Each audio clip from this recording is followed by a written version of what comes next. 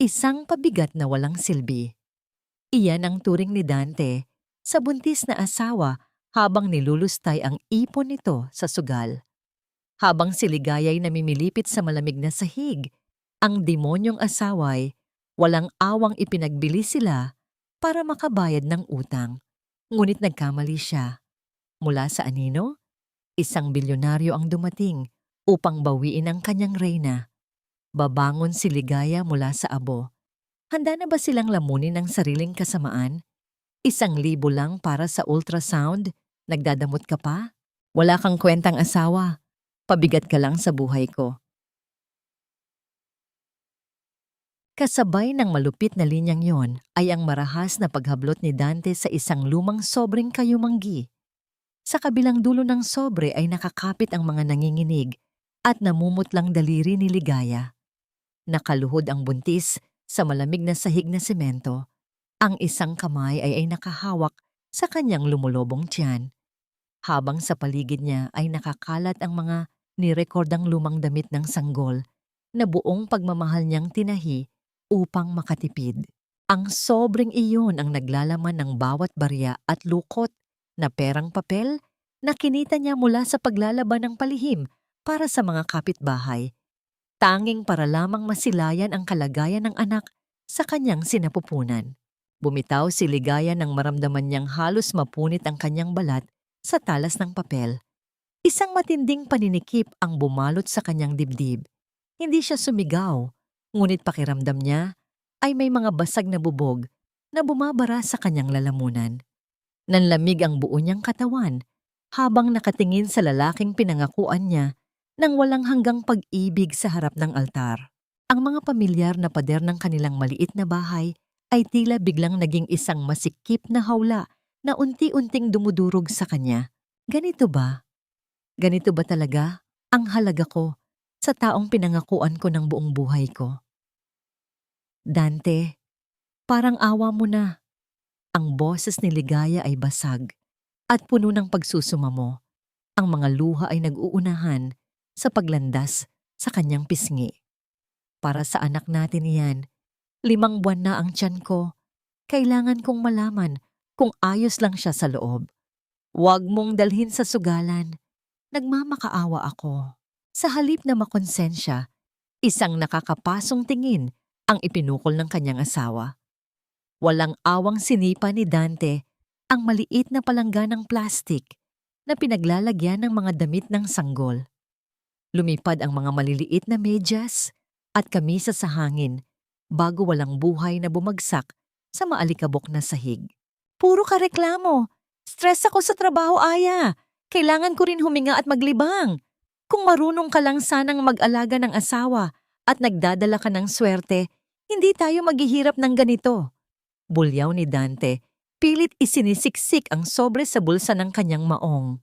Bago pa man makasagot si Ligaya, isang pamilyar at matinis na boses ang umalingaw-ngaw mula sa pintuan ng kusina. Lumabas si Doña Carmela, ang kanyang biyenan, na nakapamewang at nakataas ang kilay. Ang mga mata nito ay puno ng pandidiri habang nakatingin sa manugang na nakalugmok. Ano na naman ba itong eksena mo, Ligaya? Umagang-umaga ay binubungangaan mo ang anak ko. Wika ni Doña Carmela, ang tono ay matalim na parang punyal. Pera lang, pinagdadamot mo pa sa asawa mo? Siya na nga itong nagpapakain sa'yo. Kung makapag-inarte ka, akala mo kung sino kang mayaman. Nakalimutan mo na ba kung sino ang nagpa-ospital sa nanay mong namatay? Kung hindi dahil sa amin, nasa kalye ka na namumulot ng basura. Wala kang utang na loob. Ang mga salitang iyon ay tila asidong ibinuhos sa nagdurugong puso ni Ligaya. Ito ang palaging sandata ng pamilyang ito. Ang igapos siya sa isang utang na loob na hindi niya kailanman mababayaran, kahit pa ibigay niya ang kanyang buong pagkatao. Yumuko na lamang si Ligaya, hinayaan ang mga luha na pumatak sa semento. Sa loob ng tahanang ito, ang pagsasalita ay katumbas ng kasalanan. Akmang tatalikod na si Dante upang lumabas nang biglang umilaw ang screen ng kanyang telepono sa ibabaw ng lamesa. Nakita ni Ligaya ang saglit na pagputla ng mukha ng kanyang asawa nang basahin nito ang mensahe. May kaba sa mga mata ni Dante habang nagmamadaling kinuha ang telepono. Kailangan kong bayaran si bossing ngayon din, kundi yari ako. Mahinang bulong ni Dante sa sarili, bago tuluyang lumabas ng pinto nang walang lingon likod. Sumunod ang kanyang ina na nagpadabog din sa paglabas papunta sa kapitbahay upang magchismis. Naiwang mag-isa si Ligaya sa gitna ng nakakabinging katahimikan ng bahay. Dahan-dahan, sa kabila ng kabigatan ng kanyang tiyan, ay gumapang siya upang pulutin ang ilang pirasong barya na nalaglag mula sa sobre kanina. Bawat baryang dumadampi sa kanyang palad ay tila nagpapabigat lalo sa kanyang kaluluwa. Nahagip ng kanyang paningin ang isang maliit na puting damit ng sanggol na natapakan ni Dante. Nanginginig ang kanyang mga kamay nang kunin niya ito. Pinagpagan niya ang alikabok at maingat na idinikit ang tela sa kanyang sinapupunan. Ipinikit niya ang kanyang mga mata, yakap-yakap ang maliit na damit na para bang naroon na ang kanyang anak. Patawad anak, mahinang hikbi niya sa hangin.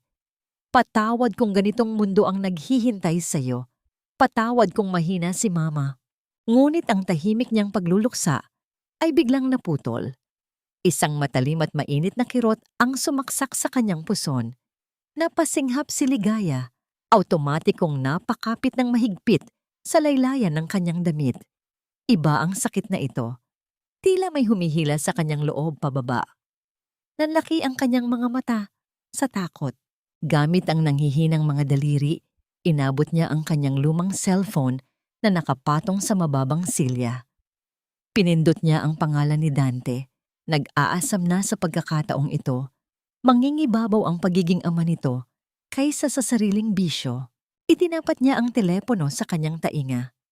Ang tanging sumagot sa kanyang pagmamakaawa ay ang paulit-ulit at malamig na boses ng operator. Nagbabalitang ang numero ay hindi na maaring tawagan. Kasabay ng unti-unting paglabo ng kanyang paningin dahil sa sakit at luha, napagtanto ni Ligaya na sa malupit na mundong ito, silang dalawa na lang ng kanyang anak ang magkasangga. Lumipas ang ilang oras mula nang humupa ang matinding kirot sa puso ni Ligaya. Matapos uminom ng maligamgam na tubig at ipahinga ang sarili sa malamig na sahig, pinilit niyang bumangon. Walang puwang ang kahinaan para sa isang inang kailangang bumuhay ng anak. Dahil tinangay ng kanyang asawa ang huling sentimo ng kanyang ipon, wala siyang ibang pagpipilian kundi ang pumasok sa kanyang pansamantalang trabaho bilang tagalinis mula sa isang ahensya. Tila isang palasyong yari sa ginto at marmol ang mansyon ng mga Alcantara na matatagpuan sa pinakapribadong subdibisyon ng lungsod. Sa bawat pagpunas ni Ligaya sa makintab na sahig ng malawak na bulwagan, nararamdaman niya ang matinding pagod na unti-unting gumagapang sa kanyang likuran. Ang kanyang lumang uniforme ay maluwang at kupas. Pilit itinatago ang lumulobong tiyan na kanyang pinoprotektahan. Bawat hakbang niya ay maingat, ngunit ang kanyang isipan ay lumilipad pabalik sa malupit na mukha ni Dante at sa nawalang pera para sa kanyang anak. Sa kabilang dako ng mansyon, sa ikalawang palapag na balot ng katahimikan, nakaupo si Liam Alcantara sa loob ng kanyang madilim na opisina. Ang tanging ilaw na nagbibigay liwanag sa kanyang matipuno, ngunit seryosong mukha ay nagmumula sa malalaking monitor sa kanyang harapan. Pilit niyang tinatapos ang isang tawag sa telepono. Sa isang malamig at walang emosyong boses, tinanggihan ng bilyonaryo ang isang kontratang nagkakahalaga ng bilyon-bilyong piso. Ang halagang iyon ay hindi man lang nagdulot ng korap sa kanyang mga mata. Para sa isang taong nasa tuktok ng mundo, ang pera ay isa na lamang numero, isang kasangkapang ginagamit niya upang takpan ang patuloy na pangungulila sa kanyang dibdib.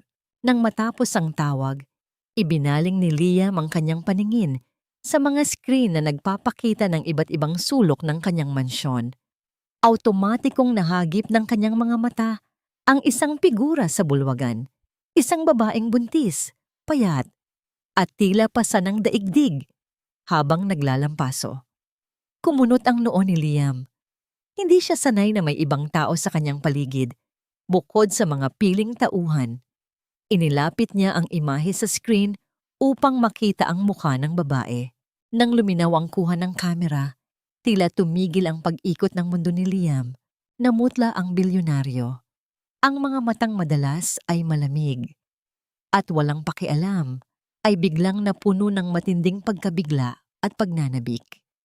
Nakita niya hindi lamang ang pagod na mukha ng babae, kundi ang isang partikular na pilat na hugis kalahating buwan sa may pulso nito habang iniaangat ang pamunas. Isang pilat na nakaukit din sa kanyang pinakamalalim na alaala, ang marka ng batang babaeng sumalo ng palo para sa kanya noong sila ay mga musmos pa lamang na nagugutom sa magulong eskinita ng squatters area. Automatikong napasulyap si Liam sa isang bukas na kahadeyero sa kanyang likuran, kung saan nakahimlay ang isang mumurahing ipit sa buhok na gawa sa plastik, maingat na nakapatong sa ibabaw ng pulang pelos na tila ba ito ang pinakamahalagang diamante sa buong mundo. Posible kaya? Pagkatapos ng 15 taong paghahanap, narito lang pala ang liwanag ng kanyang nakaraan sa loob ng sarili niyang pamamahay. Sa ibaba, hindi napansin ni Ligaya na natapakan niya ang isang bahagi ng sahig na hindi pa tuluyang natutuyo. Sa isang iglap, nawalan siya ng balanse. Ang basang-basahan ay dumulas mula sa kanyang mga kamay. Nanlaki ang kanyang mga mata sa matinding takot at ang tanging nagawa niya ay ang ipulupot ang 2 braso sa kanyang tiyan at ipikit ang kanyang mga mata, naghihintay sa malagim na pagbagsak. Ngunit hindi semento ang sumalubong sa kanyang katawan. Isang pares ng malalakas at maiinit na braso ang sumalo sa kanya mula sa likuran, sapat ang lakas upang pigilan ang pagbagsak, ngunit sapat ang dahan-dahan upang hindi siya masaktan. Isang pamilyar at mamahaling amoy ng kahoy at paminta ang yumakap sa kanyang pandinig at pangamoy. Napasinghap si Ligaya.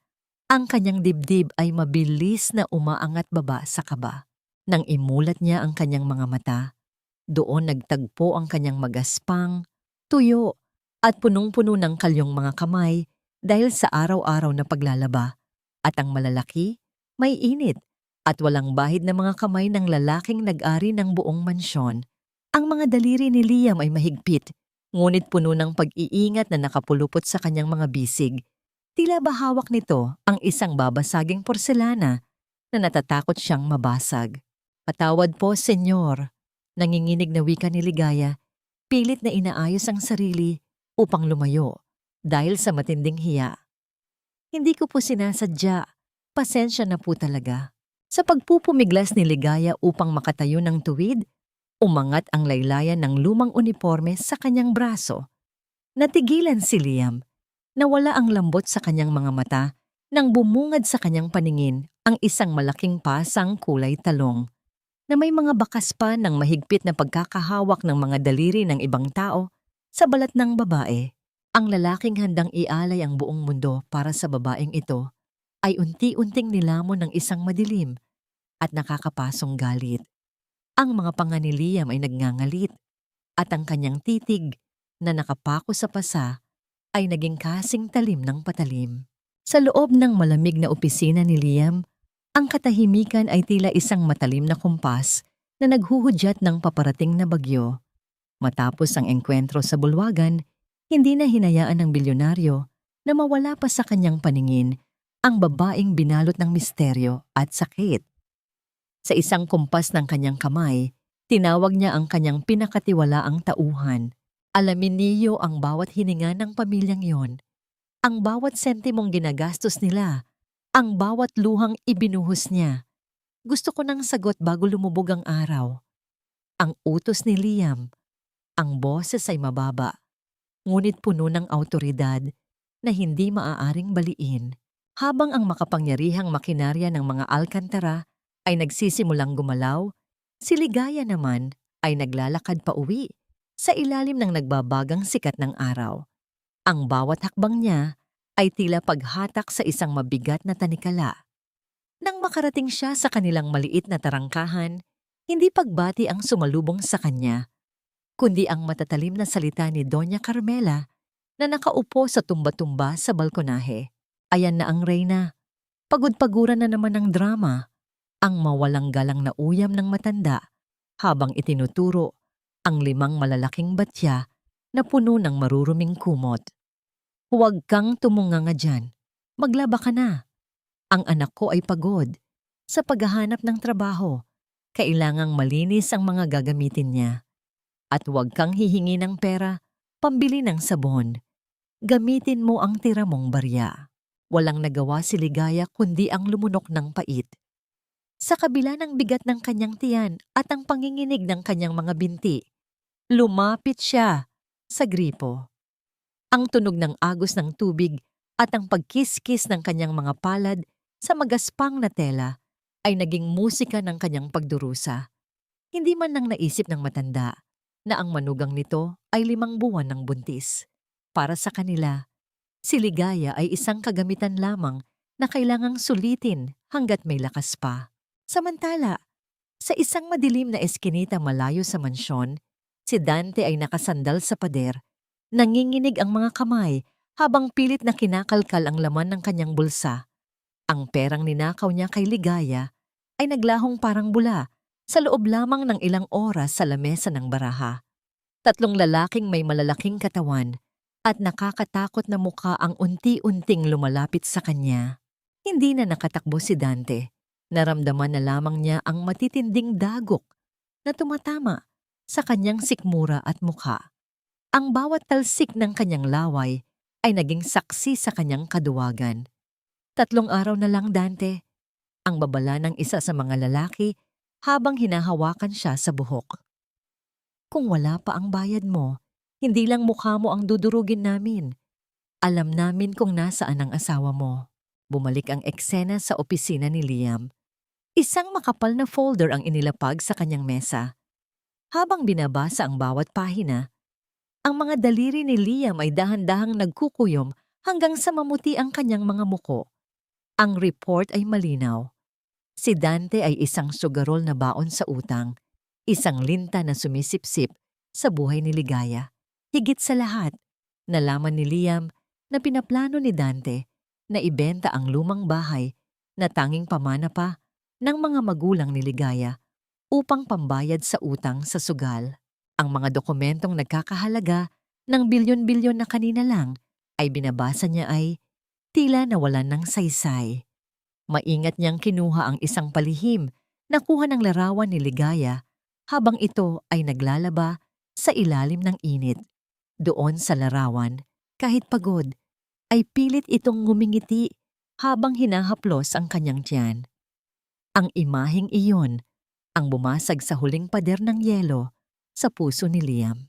Kinagabihan, sa bahay ni Dante, isang mahiwagang katok ang umalingaw-ngaw sa pinto.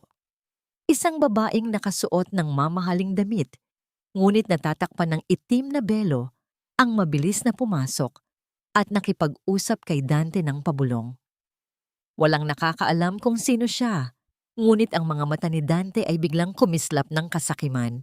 Sa kalsada, ilang metro ang layo mula sa bahay, isang itim na sasakyan ang nakaparada. Sa loob nito, ang tauhan ni Liam, na nagpanggap na kolektor ng utang, ay lumabas at hinarap si Dante, nakakalabas lang ng bahay.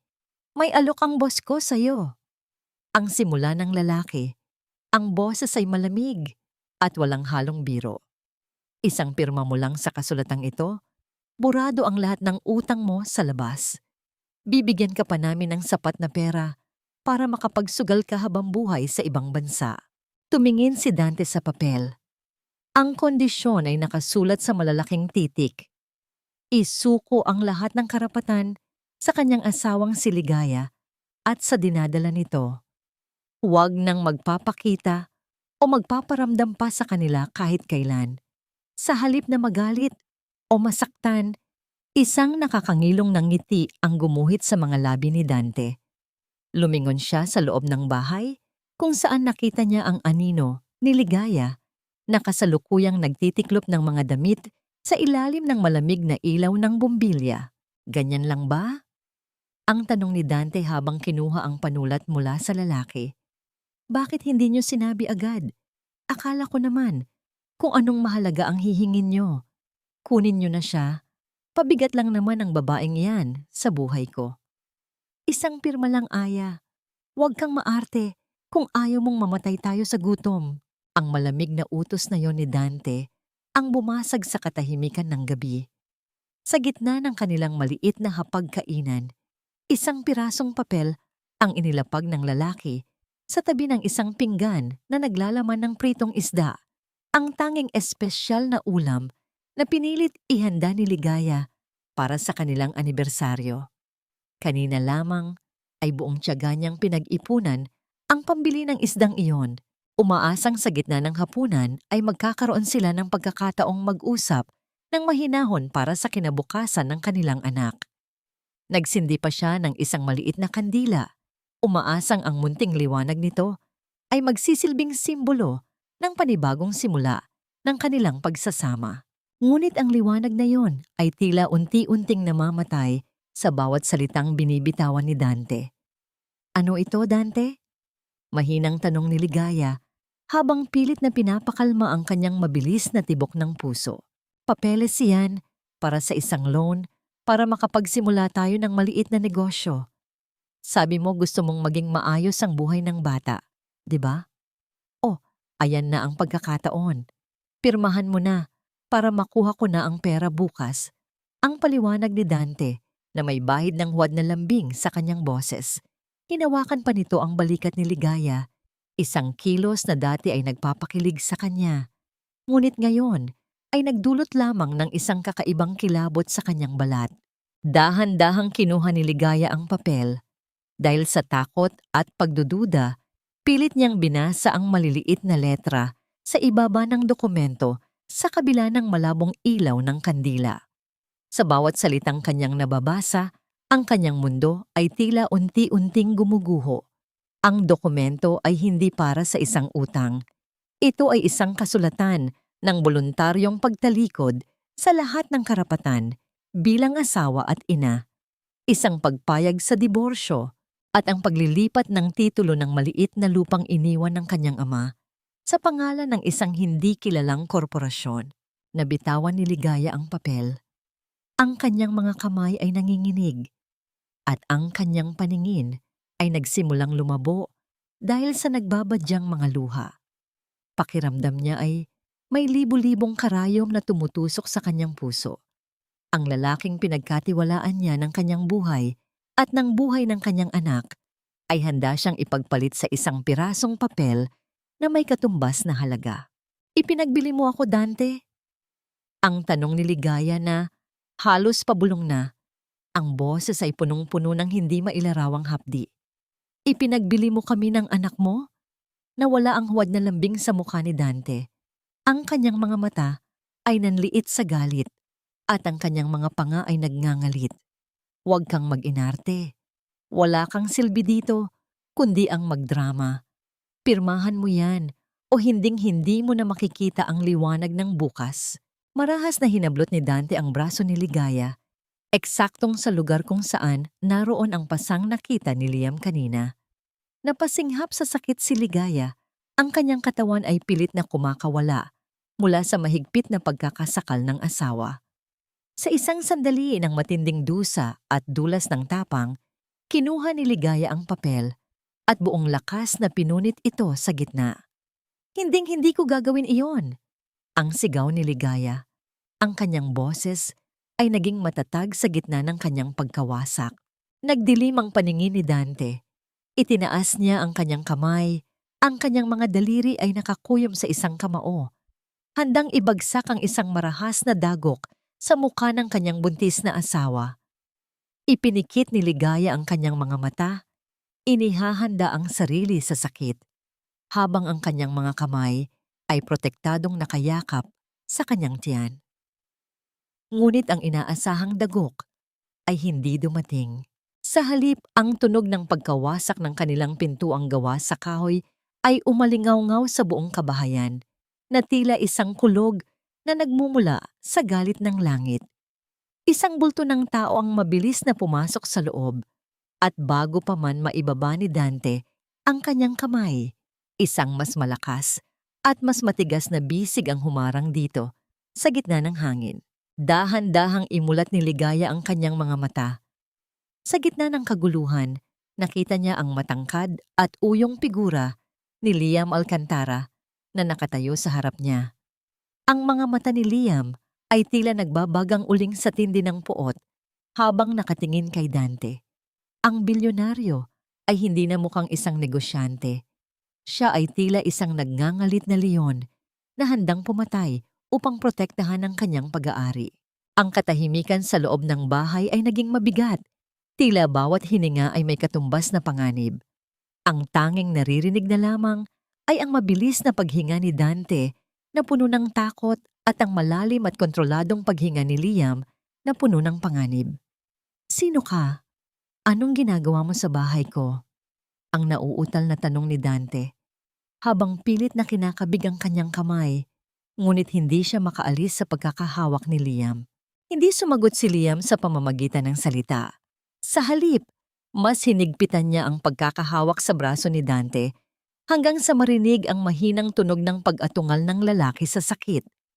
Tumingin si Liam sa likuran niya, kung saan nakalugmok si Ligaya, at ang kanyang boses ng magsalita ay mababa, ngunit sapat upang panginigin ang buong silid. "Hindi ka na muling hahawak sa kanya," ang banta ni Liam.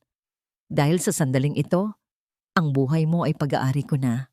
Isang marahas na tulak ang ginawa ni Liam na nagpatalsik kay Dante patungo sa sulok ng silid, kung saan tumama ang likod nito sa lumang aparador na nagdulot ng pagyanig ng mga kagamitan sa loob nito. Ang bilyonaryo ay tumayo sa gitna ng maliit na sala. Ang kanyang anino ay tila isang higanteng lumalamon sa liwanag ng munting kandila. Ang bawat hibla ng kanyang mamahaling Amerikana ay sumasalamin sa kapangyarihang hindi kayang abutin ng kahit sinong nasa loob ng bahay na yon. Nanginginig na tumayo si Dante. Ang kanyang mukha ay puno ng takot habang nakatingin sa mga armadong lalaki na ngayon ay nakapaligid sa kanila. Lumabas din si Doña Carmela mula sa kusina. Ang kanyang mukha na kanina ay puno ng kayabangan ay napalitan ng pamumutla habang nakatingin sa matikas na banyaga sa kanilang tahanan. "Sino ka ba talaga? Bakit mo kami pinapakialaman?" Ang nauutal na tanong ni Dante habang pilit na nagtatago sa likuran ng kanyang ina. Hindi siya sinagot ni Liam. Sa halip, kinuha ng bilyonaryo ang isang makapal na itim na pitaka mula sa loob ng kanyang vest. Sa isang malamig at mapanghamong kilos, kinuha niya ang ilang makakapal na bigkis ng tig-1,000 piso at walang awang isinaboy ang mga ito sa paanan ni Dante. Ang mga perang papel ay dahan-dahang lumipad sa hangin bago tuluyang humiga sa maruming sahig. Iyan ang halaga ng kalayaan ni Ligaya. Ang boses ni Liam ay parang yelong humihiwa sa katahimikan. "Pirmahan mo ang kasunduan ng leon at ang dokumento ng diborsyo. Kunin mo ang pera at mawala ka sa paningin ko. Ngunit tandaan mo ito, sa sandaling lumapit ka pa sa kanya, kahit 1 metro lang, sisiguraduhin kong wala ng kulungan ang tatanggap sa'yo dahil ililibing kita sa ilalim ng lupang ito." Isang nakakasulasok na tanawin ang sumunod. Sa halip na ipagtanggol ang kanyang asawa, ang mga mata ni Dante ay kuminang sa kasakiman nang makita ang tumpok ng pera. Mabilis siyang lumuhod sa sahig, kinakamkam ang bawat piraso ng papel na tila bayo ng kanyang huling hininga. Walang bahid ng hiya o pagsisisi ang makikita sa kanyang mukha habang dinadampot ang panulat upang pirmahan ang dokumentong magtatapos sa kanilang pagsasama. Napatingin si Ligaya sa kanyang asawa. Ang kanyang huling pag-asa ay tuluyan ng nadurog. Ang lalaking katuwang niya sana sa pagpapalaki ng kanilang anak ay mas pinili ang pera kaysa sa kanilang kaligtasan. Pakiramdam ni Ligaya ay namamanhid. Ang kanyang buong katawan, ang kanyang puso, ay tila tumigil na sa pagtibok dahil sa tindi ng sakit ng pagtataksil. Bago pa man siya mabuwal sa sahig dahil sa panghihina, naramdaman ni Ligaya ang mabilis na paglapit ni Liam. Sa isang iglap, binuhat siya ng bilyonaryo ng parang isang munting bata. Isinandal ni Ligaya ang kanyang ulo sa dibdib ni Liam at sa gitna ng kanyang pagluha, narinig niya ang malakas at matatag na tibok ng puso ng lalaki. Isang ritmo ng pangangalaga na matagal na niyang hindi naramdaman. Habang inilalabas siya ni Liam mula sa bahay, naramdaman ni Ligaya ang sariwang hangin ng gabi na humahalik sa kanyang pisngi. Ang bawat hakbang ni Liam ay puno ng katiyakan, papalayo sa impyerno at patungo sa isang mundong hindi niya kailanman inakalang mararating. Nang maisakay siya sa loob ng marangyang sasakyan, ang lambot ng upuan ay tila isang ulap na yumayakap sa kanyang pagod na katawan. Ngunit ang lahat ng pagod, takot at sakit sa loob ng nagdaang mga oras ay biglang bumuhos sa kanyang sistema. Naramdaman ni Ligaya ang unti-unting pagpikit ng kanyang mga mata. Ang huling nakita niya ay ang nag-aalalang mukha ni Liam na nakatitig sa kanya bago tuluyang lamunin ng kadiliman ang kanyang malay. Nang makarating ang sasakyan sa loob ng malawak na bakuran ng mga Alcantara, hindi na nag-aksaya ng panahon si Liam. Mabilis niyang binuhat si Ligaya patungo sa loob, kung saan naghihintay na ang kanilang doktor ng pamilya. Inihiga niya ang babae sa isang malambot na kama sa loob ng isang silid na punong-puno ng kagamitang medikal. Ang katahimikan sa loob ng silid ay naging mabigat nang simulan ng doktor ang pagsusuri. Si Liam ay nakatayo sa isang sulok, ang kanyang mga kamay ay nakasabunot sa kanyang sariling buhok. Ang kanyang mukha ay bakas, ang matinding pag-aalala na hindi kayang tapatan ng anumang kayamanan. Matapos ang ilang minuto, na tila tumagal ng ilang taon, humarap ang doktor kay Liam. Ang mukha nito ay seryoso at puno ng babala. Senyor Liam, ang pasyente ay dumanas ng matinding emosyonal at pisikal na trauma. Ang simula ng doktor, habang inaayos ang kanyang salamin. Ngunit ang mas malaking problema ay ang kalagayan ng sanggol. Dahil sa sobrang stress at kakulangan sa nutrisyon, nasa napakataas na panganib ang kanyang pagbubuntis. Maaring mawala ang bata sa anumang sandali kung hindi natin gagawin ang lahat ng paraan ngayon din. Nabitawan ni Liam ang kanyang hininga. Napatingin siya sa maputlang mukha ni Ligaya na himbing sa pagkakaidlip. Walang kamalay-malay na ang tanging dahilan ng kanyang pananatiling matatag ay nasa bingit na ng panganib. Nang imulat ni Ligaya ang kanyang mga mata, ang unang bumungad sa kanya ay ang puting kisame na may mga detalyadong ukit ng bulaklak na tila gawa sa pinakamahal na semento.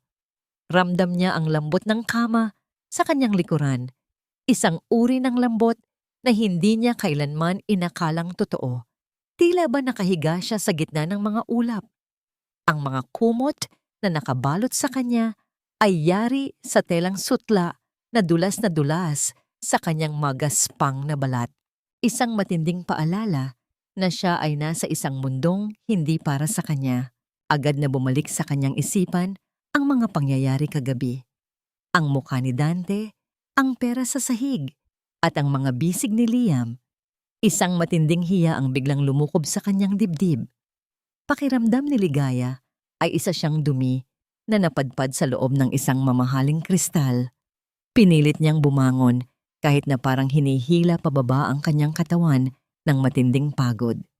Kailangan niyang umalis. Hindi niya kayang bayaran ang lahat ng ito. Dahan-dahan siyang tumayo, ngunit ang bawat galaw niya ay nagdudulot ng bahagyang pag-ikot ng paligid. Habang pilit na inaabot ang kanyang lumang tsinelas sa ilalim ng kama, ang tunog ng pagbukas ng mabigat na pinto ay umaling-awngaw sa loob ng tahimik na silid. Pumasok si Liam. Wala na ang kanyang Amerikana at ang mga manggas ng kanyang puting polo ay nakatiklop hanggang siko. Sa kanyang mga kamay ay may hawak siyang isang tray na naglalaman ng sariwang prutas, mainit na sabaw, at isang baso ng gatas. Nanigas sa kinatatayuan si Ligaya, hindi alam kung saan itatago ang kanyang muka na basang-basa na naman ng luha. Saan ka pupunta? Ang tanong ni Liam. Ang boses ay mahinahon, ngunit may halong babala. Senyor, kailangan ko na pong umalis. Ang nanginginig na sagot ni Ligaya habang nakayuko. Wala po akong pambayad sa lahat ng ito. Ang ospital, ang kwartong ito, wala po akong kahit ano. Hayaan niyo na po akong magtrabaho sa inyo bilang katulong. Kahit walang sweldo, mabayaran ko lang po ang utang na loob ko sa inyo. Napatigil si Liam sa paglapit. Inilapag niya ang tray sa ibabaw ng lamesang kahoy na katabi ng kama. Isang matalim na sakit ang gumuhit sa kanyang puso nang marinig ang salitang katulong mula sa bibig ng babaeng 15 taon niyang hinanap. Ang babaeng dati ay reyna ng kanyang mga pangarap ay naging ganito nakababa ang tingin sa sarili dahil sa pagmamaltrato ng ibang tao. Ligaya, tumingin ka sa akin. Ang utos ni Liam habang dahan-dahang lumalapit. Nang iangat ni Ligaya ang kanyang paningin, nakita niya ang matinding emosyon sa mga mata ng bilyonaryo. Hindi ito galit, kundi isang uri ng pagprotekta na tila handang pumatay para sa kanya. Hindi kita dinala dito para maging katulong. Ang boses ni Liam ay puno ng diin. Dinala kita dito dahil ito ang lugar kung saan ka dapat naroroon. Huwag mong babanggitin ang tungkol sa pambayad o utang na loob. Ang tanging tungkulin mo ngayon ay ang magpahinga at siguraduhing ligtas ang anak mo. Naiintindihan mo ba? Hindi nakasagot si Ligaya. Ang tanging nagawa niya ay ang humikbi ng tahimik. Kinuha ni Liam ang baso ng gatas at dahan-dahang iniabot ito sa kakanya. Sa sandaling magkadikit ang kanilang mga daliri, naramdaman ni Ligaya ang init na tila dumadaloy patungo sa kanyang nangangatog na sistema. Maingat na inupo ni Liam si Ligaya pabalik sa kama. Kinuha niya ang isang suklay at nagsimulang ayusin ang mga buhol-buhol na buhok ng babae. Ang bawat hagod ng suklay ay puno ng tiyaga, tila ba natatakot siyang saktan ang bawat hibla ng buhok nito. Sa gitna ng katahimikang yun, naramdaman ni Ligaya ang isang kakaibang uri ng kapayapaan na matagal na niyang kinalimutan. Habang iniinom ni Ligaya ang gatas, nahagip ng kanyang paningin ang isang pinto sa dulo ng silid na bahagyang nakabukas. Doon, sa loob ng opisina ni Liam, nakita niya ang isang malaking frame na nakatakip ng itim na tela. Isang kakaibang kaba ang naramdaman niya. Ano ang itinatago ng lalaking ito sa likod ng tabing na yon? Nang matapos siyang kumain, iniwan muna siya ni Liam upang kumuha ng mga karagdagang gamot. Dahil sa kuryosidad, pilit na tumayo si Ligaya at lumapit sa lamesang pinag-iwanan ni Liam ng kanyang mga papeles. Doon, sa ibabaw ng lahat, ay isang puting sobre na may markang medikal. Dahan-dahan niyang binuklat ang papel. Ang bawat salitang nakasulat sa Ingles ay tila mga aninong sumasayaw sa kanyang paningin hanggang sa mabasa niya ang isang pangungusap na nagpatigil sa tibok ng kanyang puso. Isang ulat tungkol sa kanyang pagbubuntis. Ang mga salitang nagsasabing ang bata ay nasa kritikal na kondisyon at kailangan ng agarang operasyon o espesyal na lunas na hindi kayang bayaran ng kahit anong simpleng trabaho. Napahawak si Ligaya sa kanyang tiyan, ang kanyang mga tuhod ay nanghina hanggang sa mapaupo siya sa sahig. Ang tunog ng pagbagsak ng papel ay tila isang malakas na hudyat ng muling pagdating ng panganib. Ang ingay ng pagbagsak ng mga gamot sa sahig ay naging hudyat ng pagpasok ni Liam sa silid. Natagpuan niya si Ligaya na nakasalampak sa sahig. Yakap ang sariling mga tuhod habang ang puting papel ng medikal na ulat ay nanginginig sa kanyang mga daliri. Ang bawat hikbi ni Ligaya ay tila isang punyal na sumasaksak sa dibdib ng bilyonaryo. Hindi na nagatubili si Liam, mabilis siyang lumapit at lumuhod sa harap ng babae. Binalot ang nanginginig na katawan nito ng kanyang mga bisig. Bakit, senyor? Ang tanong ni Ligaya. Ang boses ay halos hindi marinig dahil sa tindi ng yak. Bakit niyo po ginagawa ang lahat ng ito? Isang hamak na labandera lang po ako. Bakit niyo itinataya ang yaman niyo para sa isang batang hindi niyo naman kadugo? Hindi ko po kayang bayaran ang buhay ng anak ko kung mawawala siya. Hinawakan ni Liam ang magkabilang balikat ni Ligaya. Pinilit na iangat ang mukha nito upang magtagpo ang kanilang mga paningin. Ang mga mata ni Liam, na dati ay kilala sa pagiging kasing tigas ng bato, ngayon ay nagniningning sa tindi ng emosyon. Dahan-dahan niyang binitiwan ang isa niyang kamay at kinapkap ang bulsa ng kanyang pantalon. Inilabas niya ang isang maliit na bagay, isang kupas, at bahagyang may lamat na ipit sa buhok na yari sa asul na plastik. Natatandaan mo ba ito? Ang mahinang tanong ni Liam. 15 taon na ang nakalilipas sa ilalim ng tulay ng Pasig. May isang batang lalaking may sakit na pinoprotektahan ng isang batang babaeng kasing tapang ng leon. Ibinigay ng batang babae ang huli niyang pirasong tinapay at ang tanging palamuti niya sa buhok para lang pasayahin ang batang lalaking iyon bago sila paghiwalayin ng tadhana. Nanlaki ang mga mata ni Ligaya. Ang kanyang mga alaala ay tila isang agos ng tubig na bumalik sa kanyang isipan. Ang batang lalaking madungis, ang batang lalaking lagi niyang tinatawag na Will dahil sa pangalan nitong William, ang batang lalaking ipinangako niyang hinding-hindi niya kakalimutan. Will? Ikaw si Will? Ang nauutal na tanong ni Ligaya.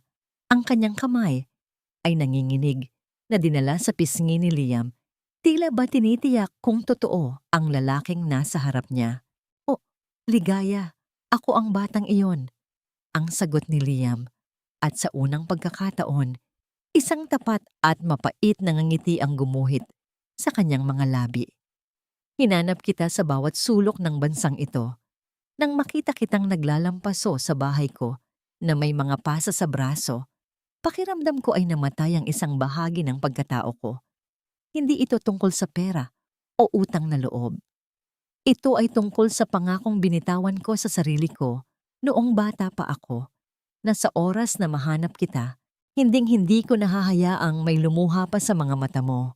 Dahan-dahang idinikit ni Liam ang kanyang noo sa noo ni Ligaya.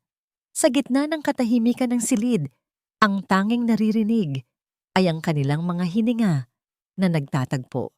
Ang takot ni Ligaya para sa kanyang anak ay tila unet-unting napapalitan ng isang uri ng pag-asa na ngayon lang niya naramdaman sa loob ng maraming taon. Iligtas mo ang anak ko, Will. Ang pakiusap ni Ligaya. Gawin mo ang lahat, parang awa mo na. Ipinapangako ko, Ligaya. Kahit ubusin ko ang lahat ng yaman ko, mabubuhay ang anak mo. Magkakaroon kayo ng buhay na nararapat para sa inyo, ang matatag na sagot ni Liam. Ngunit ang sagradong sandaling iyon ay biglang nabasag ng tumunog ang cellphone o ni Ligaya na naiwan sa ibabaw ng lamesa. Ang tunog ng pag-vibrate nito sa kahoy ay tila isang babala. Kinuha ni Liam ang telepono. Ang screen ay nagpapakita ng isang hindi kilalang numero, ngunit nang sagutin niya ito at ilagay sa loudspeaker, ang boses na lumabas ay sapat na upang manlamig ang buong katawan ni Ligaya. Ligaya, huwag kang magsaya sa piling ng lalaking iyan.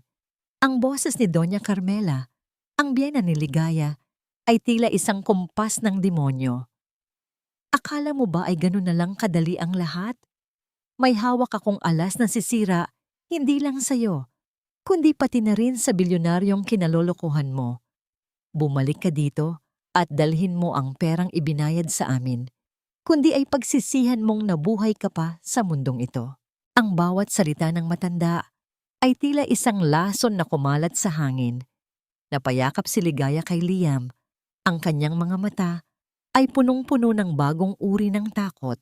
Ang mga salita ni Doña Carmela ay tila isang malapot at itim na lason na pilit dumingal sa pandinig ni Ligaya. Matapos maputol ang tawag, ang katahimikan sa loob ng silid ay naging mas mabigat kaysa sa anumang bagyo. Nararamdaman ni Ligaya ang panginginig ng kanyang sariling mga kamay. Isang panginginig na hindi nanggagaling sa ginaw ng aircon, kundi mula sa kaibuturan ng kanyang kaluluwa na matagal nang iginapos ng konsepto ng utang na loob. Naalala mo ba, Ligaya? Ang tinig ng matanda ay tila bumabalik sa kanyang isipan, paulit-ulit na nagpapaalala sa panahong wala siyang makitang matuluyan at ang pamilya ni Dante ang nagbukas ng pinto. Naalala niya ang bawat sentimong ibinayad ng matanda para sa huling gamot ng kanyang ina bago ito bawian ng buhay. Ang mga pabor na yon, na noon ay akala niya'y busilak, ay naging mga bakal na kadenang humihila sa kanya pabalik sa impyerno. Sa gitna ng gabi, habang ang buong mansyon ay nababalot ng katahimikan, dahan-dahang bumangon si Ligaya. Ang bawat galaw niya ay maingat, tila natatakot na magising ang mga anino sa pader. Kinuha niya ang kanyang lumang bag, ang bag na tanging dala niya mula sa bahay ni Dante, at isinilid ang iilang pirasong damit ng sanggol. Pakiramdam niya ay isa siyang sumpa na magdadala lamang ng dumi sa malinis na buhay ni Liam. Hindi kita pwedeng idamay, Will. Bulong niya sa hangin. Ang mga luha ay muling pumatak sa telang hawak niya. Masyado kang mabuti para sa isang katulad kong puno ng sugat at nakaraan. Dahan-dahan siyang naglakad patungo sa pintuan. Ang kanyang mga yapak ay hindi gumagawa ng anumang tunog sa makapal na alpombra. Ngunit nang hawakan niya ang seradura ng pinto, isang boses ang pumutol sa kanyang balak. Isang boses na hindi nanggaling sa galit, kundi sa isang malalim na uri ng pagkadismaya. Alis ka na naman ba, Ligaya? Gaya ng ginawa mo 15 taon na ang nakalilipas? Napatigil si Ligaya. Sa dulo ng pasilyo, nakatayo si Liam. Nakasandal siya sa pader, ang kalahati ng kanyang muka ay natatatakpan ng dilim. Hindi siya gumagalaw, ngunit ang tindi ng kanyang presensya ay sapat na upang mapako si Ligaya sa kanyang kinatatayuan. Ang bawat paghinga ni Liam ay tila isang mabigat na kumpas na nagpapahayag ng kanyang nasugatang damdamin. Liam, kailangan ko itong gawin. Ang nanginginig na sagot ni Ligaya, hindi magawang iangat ang kanyang paningin. Naririnig mo ang sinabi ni Doña Carmela. Marami akong utang sa kanila. Hindi ako makakatakas sa kanila nang hindi ka nadadamay. Ayokong masira ang pangalan mo dahil sa akin. Dahan-dahang lumapit si Liam. Hindi siya tumitigil hanggang sa maging ilang pulgada na lamang ang layo niya kay Ligaya. Sa halip na sumigaw o makipagtalo, dahan-dahang lumuhod ang makapangyarihang bilyonaryo sa harap ng babae. Kinuha niya ang nanginginig na mga paa ni Ligaya na kasalukuyang nakatapak sa malamig na sahig at maingat na isinuot ang isang pares ng malalambot at maiinit na tsinelas. Ang haplos ng mga kamay ni Liam sa kanyang mga paa ay tila isang kuryenteng nagpatahimik sa kaguluhan sa isip ni Ligaya. Sa pagkakataong yon, hindi siya nakita ni Liam bilang isang labandera o isang buntis na takas sa asawa. Nakita siya nito bilang isang taong karapat-dapat alagaan. Ang utang na loob ay hindi isang tanikala na dapat pumatay sa iyo, Ligaya. Ang boses ni Liam ay mababa at puno ng pait. Ibinayad mo na ang utang na yon sa bawat luhang ibinuhos mo sa bahay na yon. Ibinayad mo na yon sa bawat pasang tinanggap mo mula sa anak niya. Isang tanong lang, Ligaya, ang pagsasakripisyo mo ba para sa mga taong sumira sa iyo ay makakapagbigay ng ligaya sa anak mo? Binitiwan ni Ligaya ang hawak niyang bag. Ang tunog ng pagbagsak nito sa sahig ay tila ang pagbagsak din ng lahat ng kanyang mga alinlangan. Ang katotohanang binitiwan ni Liam ay tumama sa kanya ng mas masakit kaysa sa anumang sampal. Tama si Liam. Ang pagbabalik niya ay hindi kabayanihan. Ito ay muling pagpapakain sa halimaw, nakakain din sa kinabukasan ng kanyang sanggol. Yumakap si Ligaya kay Liam. Ang kanyang mga hikbi ay naging malalakas na hagulgol ng pagsisisi at pagtanggap. Hinayaan niya ang sariling malunod sa proteksyon ng lalaking ito. Habang si Liam ay mahigpit siyang niyakap, tila ba tinitiyak na walang anumang masamang hangin ang makakalapit sa kanya. Ngunit ang kapayapaang iyon ay hindi nagtagal. Kinaumagahan, bago pa man sumikat ng tuluyan ng araw, Ang katahimikan ng mansyon ay binasag ng malalakas na tunog ng mga sasakyang humihinto sa labas ng malaking tarangkahan. Sumilip ang isa sa mga tauhan ni Liam sa monitor at agad na namutla. Daan-daang reporter, mga taong may hawak na malalaking kamera at mga nagliliwanag na ilaw ng media ang nakapalibot sa bakuran. Ang bawat pagpitik ng kanilang mga kamera ay tila mga kidlat na bumabasag sa katahimikan ng umaga. Sa gitna ng kaguluhan, nakita ni Liam sa screen ang isang pamilyar na muka, si Dante, na may mga pekeng benda sa muka at braso, kasama ang kanyang inang si Doña Carmela, na umiiyak sa harap ng isang live broadcast.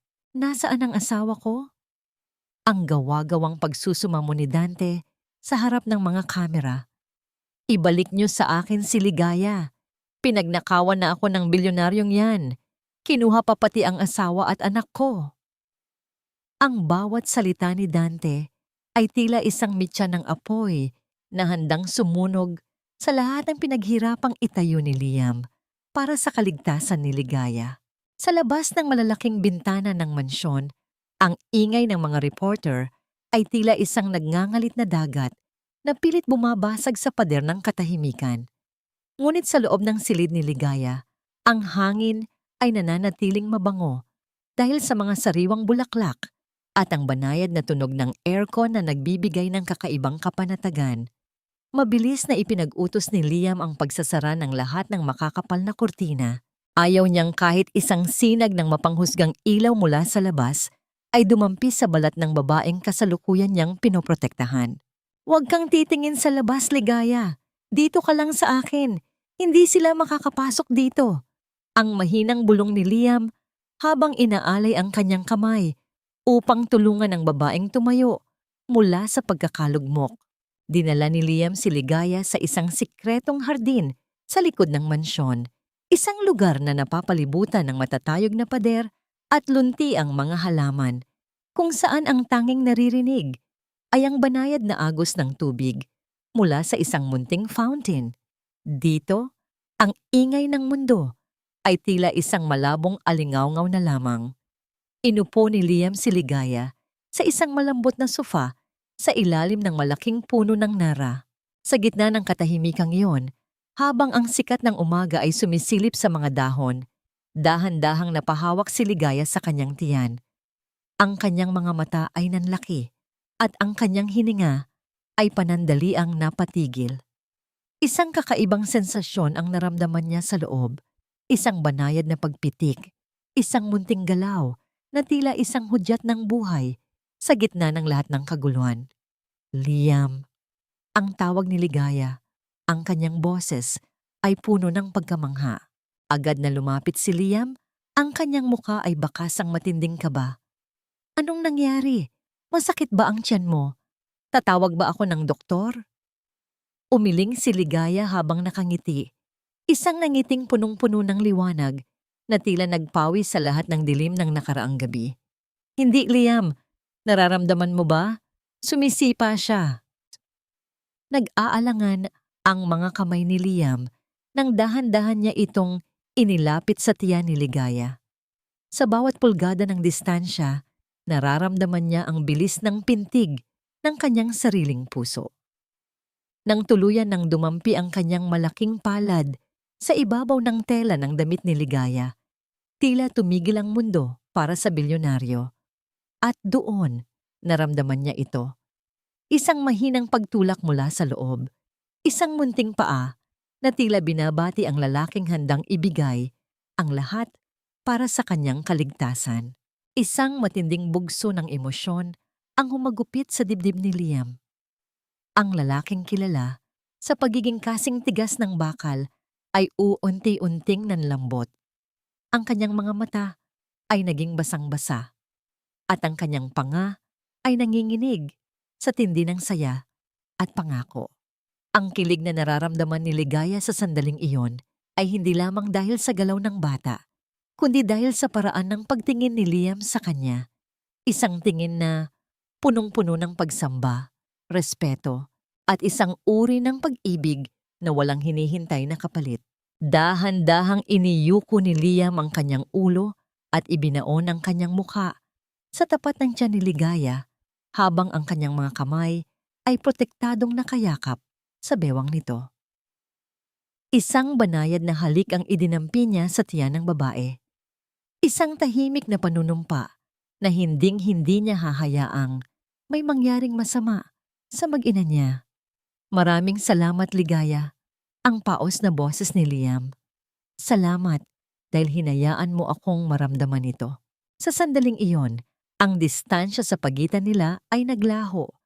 Ang bawat hininga ni Liam ay nararamdaman ni Ligaya sa kanyang balat. At ang init ng katawan ng lalaki ay nagsilbing pinakamatibay na kuta laban sa anumang panganib. Ito ang simula ng isang bagong uri ng pag-ibig. Isang pag-ibig na isinilang sa gitna ng bulyaw ng media at mga banta ng nakaraan, ngunit kasing tatag ng pinakamatigas na brilyante. Gayunpaman, ang sagradong katahimikan ng hardin ay muling nabasag nang mabilis na lumapit ang hepe ng anini ni Liam. Ang mukha nito ay seryoso at may hawak itong isang tablet na nagpapakita ng isang ulat na kakapasok lang. Senyor, kailangan niyo itong makita. Ang ulat ng tauhan. Ang boses ay puno ng babala. Ang video ni Dante sa harap ng media ay naging viral na sa loob lamang ng isang oras. Ang buong bansa ay nagagalit na sa inyo. Ngunit hindi lang iyon. Nalaman po ng aming security team na may nakakabit na maliit na tracking device sa ilalim ng sasakyang ginamit natin kagabi upang sunduin ang pasyente.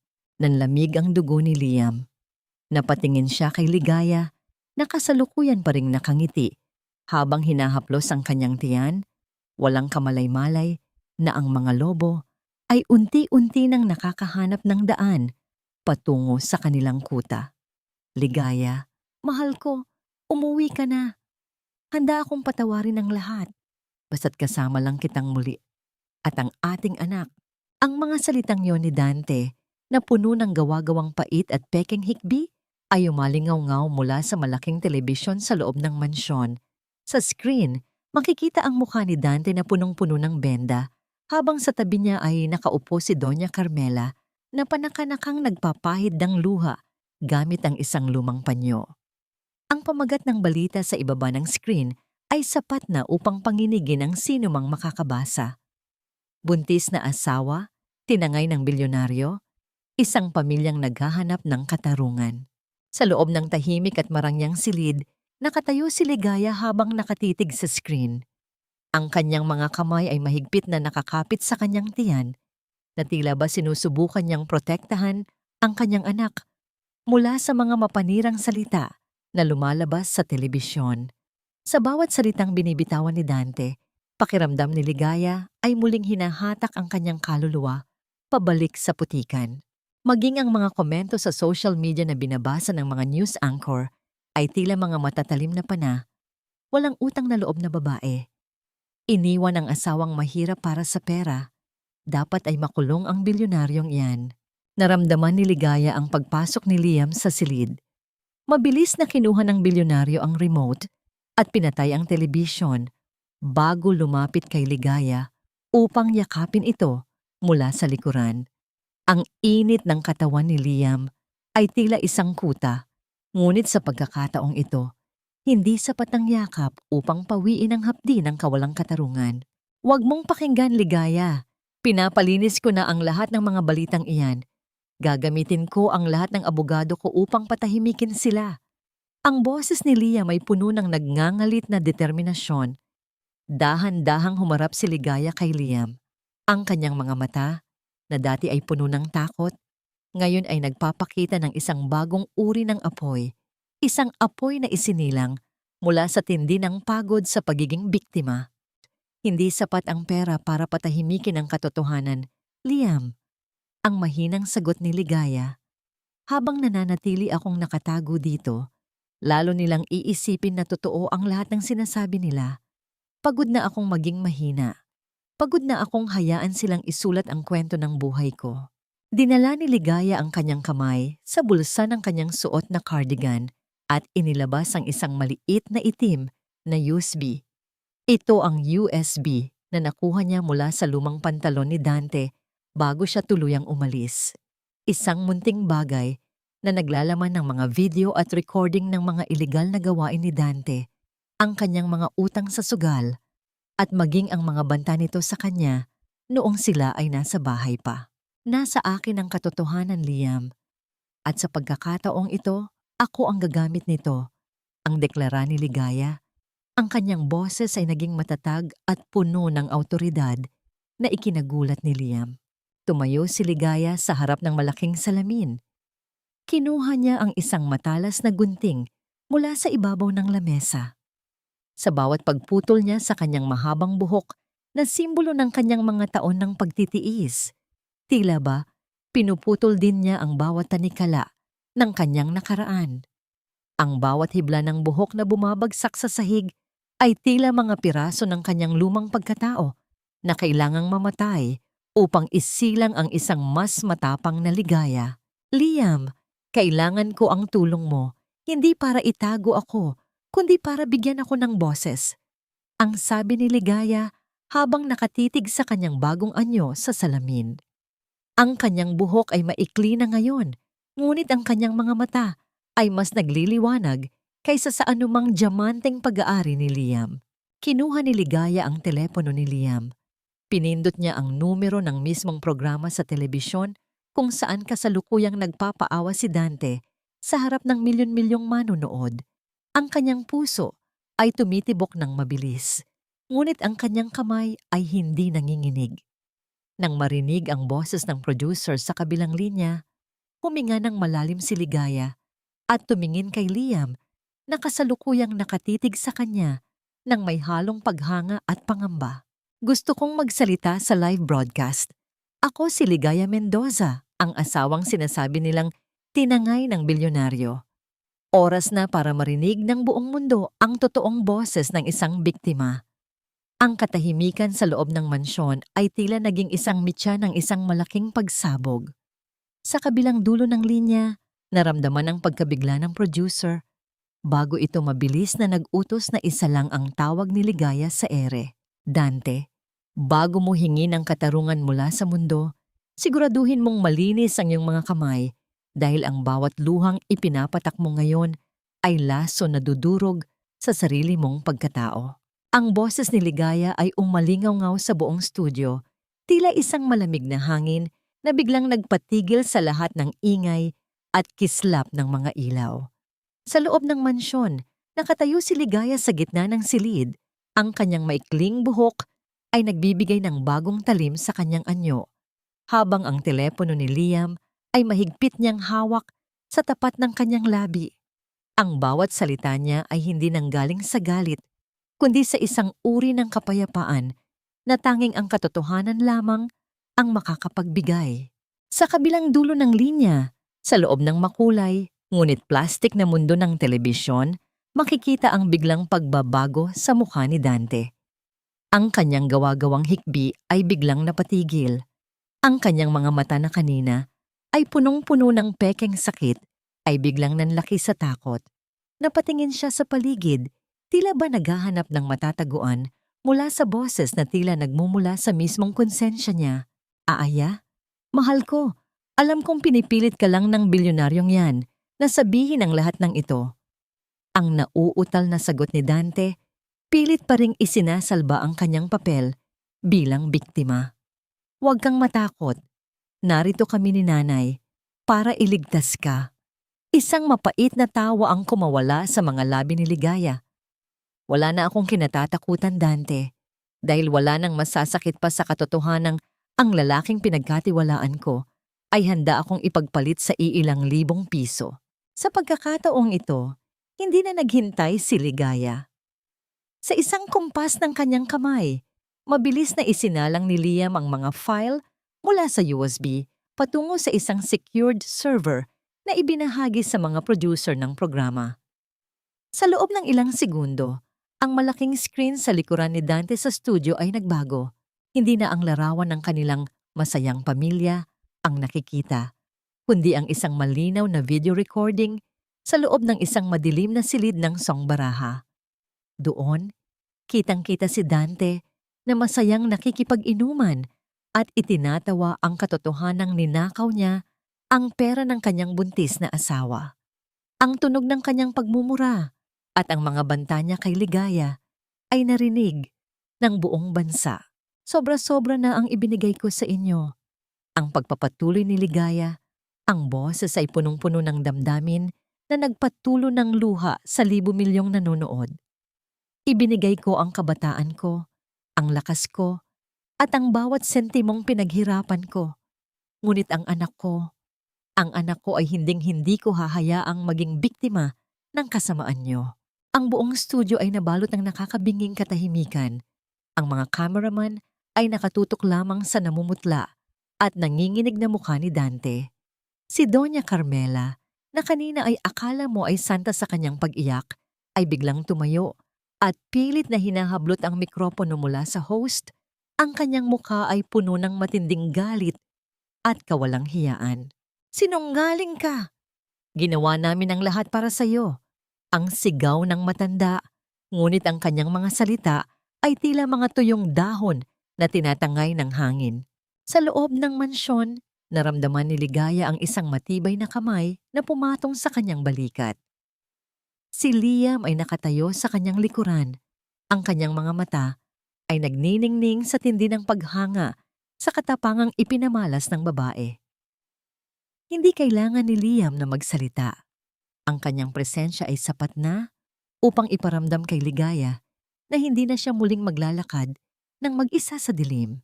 Ang mga komento sa social media ay biglang nagbago.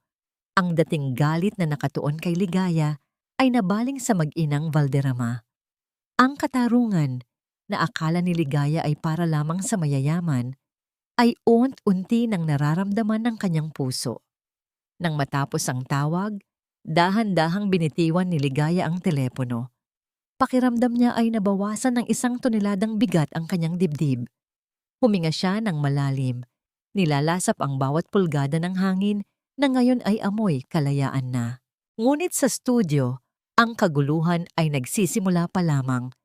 Sa gitna ng live broadcast, nakita ng buong mundo ang pagpasok ng mga tauhan ng kapulisan upang arestuhin si Dante dahil sa mga ilegal na gawaing nabuksan, dahil sa ebidensya ni Ligaya. Gayunpaman, bago pa man madikitan ng mga posas ang mga kamay ni Dante, isang mabilis na kaguluhan ang nangyari. Sa gitna ng siksikan ng mga tao at mga reporter, nagawang makawala ni Dante at mabilis na tumakbo patungo sa likurang bahagi ng studio. Ang kanyang mga mata ay puno ng kabaliwan at desperasyon. Hinding-hindi niyo ako mahuhuli. Ang huling sigaw ni Dante bago siya naglaho sa dilim ng parking lot. Dala ang isang munting bag na naglalaman ng lahat ng mahahalagang papel na ninakaw niya mula sa bahay. Sa ilalim ng madilim na langit na tila nagbabadya ng isang malakas na buhos ng ulan, ang mansyon ng mga Alcantara ay nababalot ng isang hindi maipaliwanag na tensyon. Ang bawat sulok ng bakuran ay binabantayan ng mga tauhan ni Liam. Ang kanilang mga anino ay tila mga estatwang hindi gumagalaw sa gitna ng gabi. Sa loob, sa gitna ng sala, nakatayo si Liam habang ang kanyang mga kamay ay nakakuyom sa likuran. Ang kanyang mga mata ay nakatitig sa mga monitor ng security camera, naghihintay sa pagdating ng isang hayop na dinala ng sariling desperasyon. Hindi nagtagal, isang lumang sasakyan ang huminto nang mabilis sa gilid ng bakod, malayo sa main gate. 2 lalaki ang bumaba, kasama ang isang lalaking halos hindi na makalakad ng tuwid dahil sa takot at galit. Si Dante, sa kanyang mga kamay ay mahigpit niyang hawak ang isang bag na tila ba yun ang kanyang huling hininga sa mundong ito. Dito tayo sa gilid, alam kong may butas dito. Ang nanginginig na utos ni Dante sa kanyang mga kasama. Ang kanyang mga mata ay puno ng kabaliwan.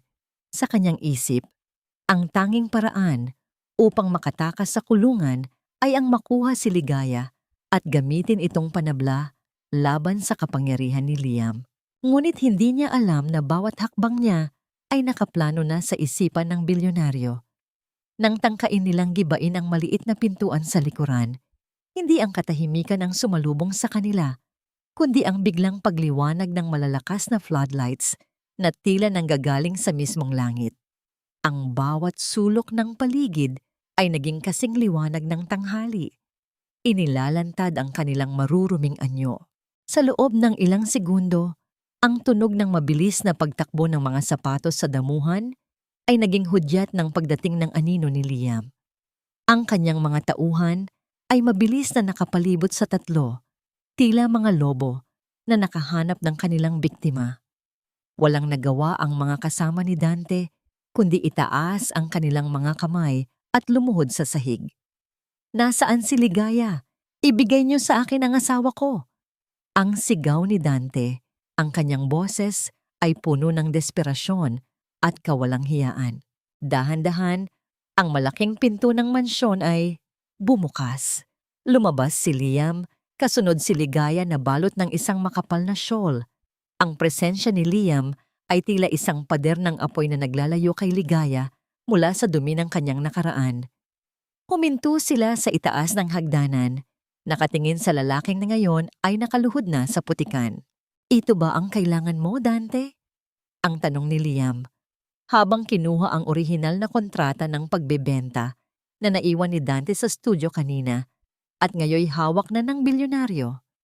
"Ang halaga mo bilang tao ay nakasulat dito, isang pirasong papel na nagpapatunay na mas mahal mo ang sugal kaysa sa sarili mong dugo." Marahas na inihagis ni Liam ang papel. Ang hangin ay tila tumigil sa pag-ihip habang dahan-dahang lumilipad ang dokumento bago ito bumagsak sa putikang nasa tapat ni Dante. Nagngangalit ang mga ngipin ni Dante. Sinubukan niyang sumugod patungo kay Ligaya, ngunit bago pa man siya makahakbang, mabilis siyang pinadapa ng mga tauhan ni Liam.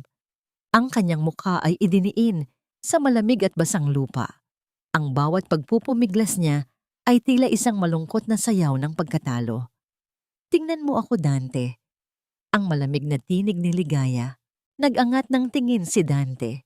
Nakita niya ang babaeng dati ay sinasampal at minamaliit niya. Ngayon ay nakatayo ng may dignidad at lakas. Ang takot na dati ay nasa mga mata ni Ligaya ay wala na.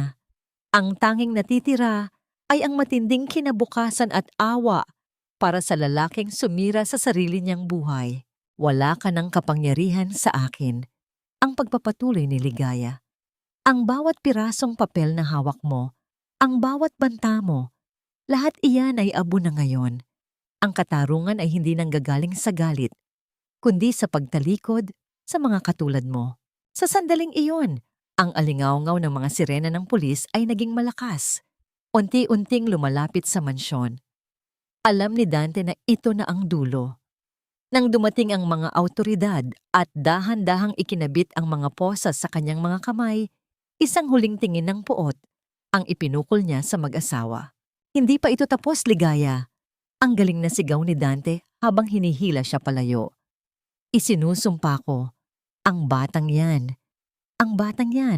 ay magpapaalala sa iyo ng lahat ng sakit na idinulot mo sa akin. Hinding-hindi ka magiging masaya." Ang mga salitang yon ay tila isang malupit na hangin na tumama sa dibdib ni Ligaya. Napahawak siya ng mahigpit sa kanyang tiyan. Ang kanyang mukha ay biglang namutla. Naramdaman niya ang isang matalim na kirot, mas matindi kaysa sa anumang naramdaman niya noon. Ang bawat kalamnan sa kanyang katawan ay tila nanigas. "Aya? Aya, anong nangyayari?" Ang nag-aalalang tanong ni Liam habang mabilis na inaalalayan ang babae. Hindi nakasagot si Ligaya. Ang tanging lumabas sa kanyang mga labi ay isang mahinang daing ng sakit bago siya tuluyang nanghina sa mga bisig ni Liam. Sa gitna ng kaguluhan ng pag-aresto kay Dante, ang tanging naririnig na lamang ay ang mabilis at natatarantang utos ni Liam na tawagin ang ambulansya.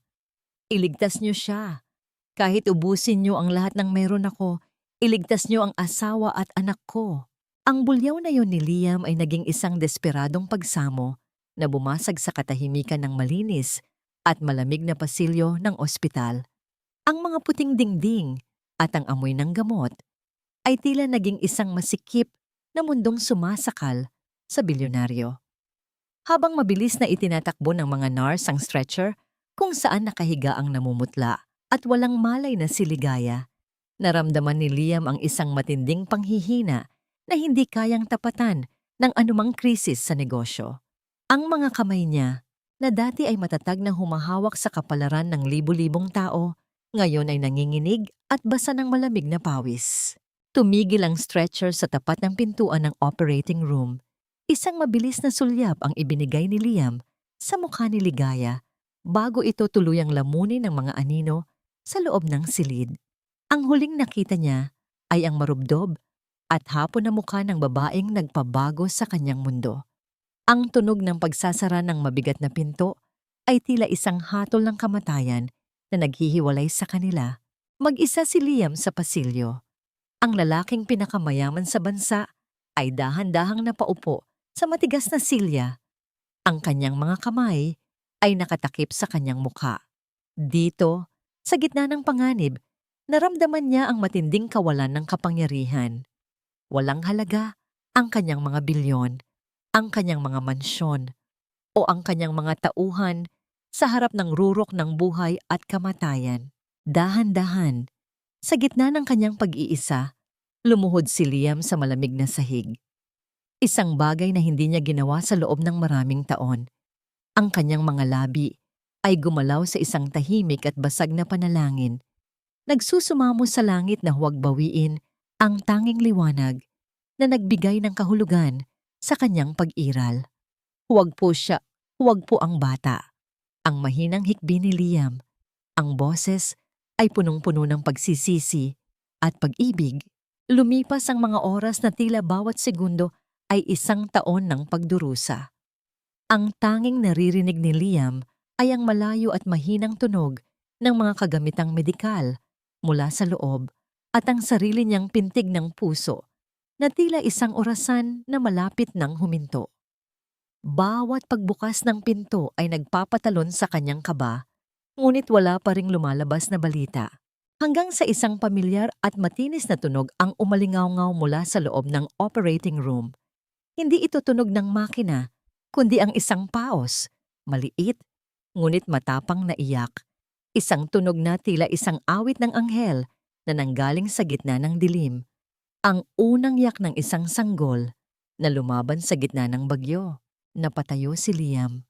Ang kanyang buong katawan ay nanigas sa gitna ng emosyong hindi niya maipaliwanag. Maya-maya pa lumabas ang isang doktor. Ang mukha ay bakas ang matinding pagod, ngunit may kasamang isang banayad na ngiti. Senyor Liam, ligtas ang bata. Isang malusog na sanggol na lalaki. Ang ulat ng doktor. Ang pasyente ay kasalukuyang nagpapahinga na. Matindi ang pinagdaanan niya, ngunit dahil sa kanyang determinasyong mabuhay para sa anak, nalampasan niya ang kritikal na bahagi. Tila nabunutan ng isang bundok na bigat ang dibdib ni Liam. Halos hindi siya makahinga sa tindi ng pasasalamat. Nang payagan siyang pumasok sa loob ng silid ng lunas, natagpuan niya si Ligaya na, himbing sa pagkakatulog, ang mukha ay mas payapa na ngayon. Sa tabi niya, sa loob ng isang munting higaan, ay ang sanggol na binalot ng malambot na puting tela. Dahan-dahang lumapit si Liam sa sanggol. Sa kabila ng katotohanang hindi niya ito tunay na anak, naramdaman niya ang isang matinding koneksyon na tila ba ang bata ay bahagi na ng kanyang sariling kaluluwa. Isang maliit na kamay ang lumabas mula sa kumot, at nang idampi ni Liam ang kanyang hintuturo, mahigpit itong hinawakan ng bata. Isang girot ng saya ang humagupit sa puso ni Liam, isang pangakong hinding-hindi niya tatalikuran.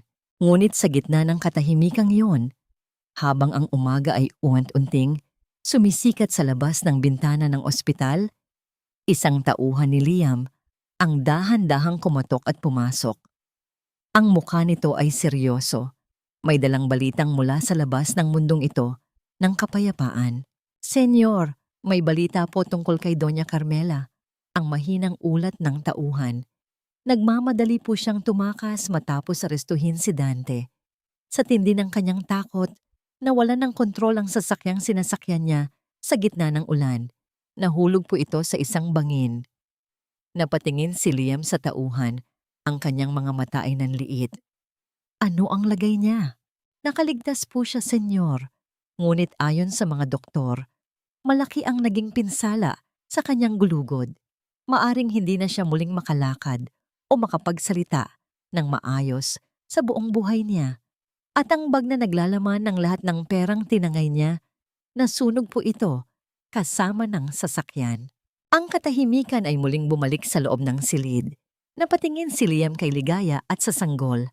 Ang katarungan ay dumating sa paraang hindi nila inaasahan. Ang bawat luhang ibinuhos ni Ligaya ay may katumbas na ngayong kapayapaan. Sa loob ng madilim at masikip na selda, ang tanging naririnig ay ang paulit-ulit na tunog ng pagtulo ng tubig mula sa kalawanging tubo sa kisame. Dito, ang hangin ay amoy kalawang at dumi. Malayo sa bango ng sampagwitan na nakasanayan ni Dante sa labas. Nakaupo siya sa isang sulok. Ang kanyang mga mata ay walang buhay na nakatitig sa malamig na pader. Ang lalaking dati ay hari sa loob ng sarili niyang bahay ay isa na lamang numero sa likod ng rehas. Ang bawat sulyap ng kanyang mga kapwa preso ay puno ng pandidiri. Sa mundo ng mga bilanggo, ang mga lalaking nananakit at nagbebenta ng sariling asawa at anak ay ang pinakamababang uri ng nilalang. Wala siyang pera, wala siyang kapangyarihan, at higit sa lahat, wala siyang sinumang bibisita. Ang bawat sandali ng kanyang pag-iisa ay tila isang malupit na paalala ng kanyang mga kasalanan. Habang nangyayari ito, sa isang pampublikong ospital na malayo sa karangyaan ng lungsod, nakahiga si Doña Carmela sa isang charity ward. Ang paligid ay maingay at mainit. Puno ng mga pasyenteng naghihikahos din gaya niya. Ang dating mapagmataas na matanda ay hindi na maigalaw ang kanyang katawan mula bewang pababa. Ang kanyang dila, na dati ay kasing talim ng labaha sa pagmura kay Ligaya, ngayon ay tila isang mabigat na pirasong karne na hindi makabigkas ng maayos na salita. Ang lahat ng perang ninakaw niya ay naging abo na. At ang tanging natira sa kanya ay ang sakit ng kanyang mga sugat at ang lamig ng pag-iisa. Isang hapon, habang ang araw ay unti-unting naglulubog, dahan-dahang bumukas ang pintuan ng ward. Pumasok si Ligaya, kasama si Liam na nakatayo ng bahagya sa likuran niya. Nakasuot si Ligaya ng isang simpleng asul na bestida at ang kanyang mukha ay kakikitaan ng isang uri ng liwanag na hindi nanggagaling sa anumang hiyas. Bit-bit niya ang isang maliit na basket ng mga prutas. Nang makita ni Carmela si Ligaya, nanlaki ang kanyang mga mata. Sinubukan niyang magsalita, sinubukan niyang itaas ang kanyang kamay upang humingi ng tawad o baka ay manghingi muli ng pera. Ngunit ang tanging lumabas sa kanyang mga labi ay isang mahinang daing ng hirap. Ang kanyang mga luha ay pumatak sa kanyang kulubot na pisngi. Hindi luha ng pagsisisi, kundi luha ng matinding inggit at takot. Dahan-dahang lumapit si Ligaya sa gilid ng mangkama. Inilapag niya ang basket sa ibabaw ng maliit na lamesang gawa sa bakal. Walang galit sa kanyang mga mata, walang bakas ng paghihiganti. Dinalhan ko po kayo ng kaunting pagkain, Nanay Carmela. Ang boses ni Ligaya ay mahinahon at puno ng katahimikan. Hindi po ako naparito para manumbat o panoorin ang hirap niyo. Naparito ako dahil gusto ko nang matapos ang lahat ng ito. Huminga ng malalim si Ligaya. Ang kanyang kamay ay dahan-dahang humawak sa gilid ng kama. Pinatawad ko na po kayo. Hindi dahil sa nararapat kayo sa kapatawaran, kundi dahil ayaw ko nang dalhin ang bigat ng galit niyo sa puso ko. Ang katarungan ay naibigay na ng tadhana at sapat na yun para sa akin. Ito na ang huling pagkakataon na makikita niyo ako. Mula sa araw na ito, malaya na po ako mula sa inyo. Isang matagal na katahimikan ang namayani. Ang mga mata ni Carmela ay nakatitig sa manugang na diri ay itinuring niyang basura. At ngayon ay ang tanging taong nagmalasakit na dalhan siya ng kahit isang pirasong prutas. Nang tumalikod si Ligaya, naramdaman niya ang marahang paghawak ng kamay ni Liam sa kanyang bewang Inaalalayan siya palabas ng lugar na yon ng pait. Sa labas ng ospital, ang sariwang hangin ay tila isang yakap mula sa langit. Nadama ni Ligaya ang bawat pintig ng kanyang puso na tila mas magaan na ngayon. Ang bawat hakbang niya palayo sa ward na yon ay tila pag-akyat patungo sa isang bundok ng kapayapaan. Ang kanyang nakaraan ay isa na lamang malabong anino na hindi na kailanman makakaabot sa kanyang kasalukuyan. Nang makarating sila sa sasakyan, binuksan ni Liam ang pinto para sa kanya. Ngunit bago pa man pumasok si Ligaya, napansin niya ang isang kakaibang kilos ni Liam. Ang bilyonaryo ay tila may gustong sabihin, ngunit nag-aalangan. Nakita ni Ligaya ang kamay ni Liam na dahan-dahang dumadampi sa bulsa ng kanyang Amerikana, kung saan may isang maliit na bukol na hugis parisukat ang bakas sa tela. Isang matinding kaba at kilig ang gumuhit sa dibdib ni Ligaya. Sa gitna ng liwanag ng papalubog na araw, ang mga mata ni Liam ay nagniningning sa tindi ng isang lihim na hindi na magtatagal ay mabubunyag. Umuwi na tayo, Ligaya. Ang bulong ni Liam. Ang boses ay puno ng pangako. May isang mahalagang bagay akong kailangang ipakita sa iyo sa ating tahanan. Ang gabi ay nababalot ng isang uri ng katahimikan na hindi nakakabingi, kundi tila isang malambot na kumot na nagbibigay ng kapanatagan sa buong mansyon ng mga Alcantara. Habang papasok ang sasakyan sa malawak na tarangkahan, napansin ni Ligaya na ang karaniwang maliliwanag na ilaw sa labas ay nakapatay at ang tanging nagbibigay ng gabay sa kanilang daan ay ang banayad na sinag ng buwan. Ang amoy ng mga bulaklak ng sampagita at dama de noche ay mas matapang sa simoy ng hangin. Tila ba may espesyal na pagdiriwang ang kalikasan sa gabing iyon? Liam, bakit madilim? Ang mahinang tanong ni Ligaya habang inaalalayan siya ng bilyonaryo pababa ng sasakyan. Ang kanyang puso ay nagsisimulang tumibok ng mabilis. Isang kaba na hindi nanggagaling sa takot, kundi sa isang uri ng pananabik na matagal na niyang hindi naramdaman. Hindi sumagot si Liam. Sa halip, isang banayad ng ngiti ang gumuhit sa kanyang mga labi habang dahan-dahan niyang kinuha ang kamay ni Ligaya. Ang init ng palad ni Liam ay tila isang angkla na nagpapanatag sa bawat hakbang ng babae. Inakay niya si Ligaya patungo sa likurang bahagi ng mansyon, sa hardin kung saan unang sumipa ang kanilang anak, sa ilalim ng puno ng narra. Sa bawat hakbang nila, unti-unting nagliliwanag ang paligid, hindi sa pamamagitan ng malalakas na floodlights, kundi dahil sa libu-libong maliliit na bumbilya na nakasabit sa mga sanga ng puno, na tila ba ang mga bituin ay bumaba mula sa langit upang makisalo sa kanilang sandali. Ang buong daanan ay napapalibutan ng mga puting rosas, ang paboritong bulaklak ni Ligaya, na sumisimbolo sa isang panibagong simula. Nang makarating sila sa gitna ng hardin, tumigil si Liam. Dahan-dahan niyang hinarap si Ligaya. Ang kanyang mga mata ay nagniningning sa tindi ng emosyong mas maliwanag pa sa mga ilaw sa paligid. Inilabas ni Liam mula sa kanyang bulsa ang isang maliit na kahon na binalot ng pulang pelus. Ligaya, ang panimula ni Liam. Ang boses ay mababa at puno ng panginginig ng damdamin. Noong mga bata pa tayo sa eskinita, ibinigay mo sa akin ang tanging kayamanan mo, ang asul na ipit sa buhok.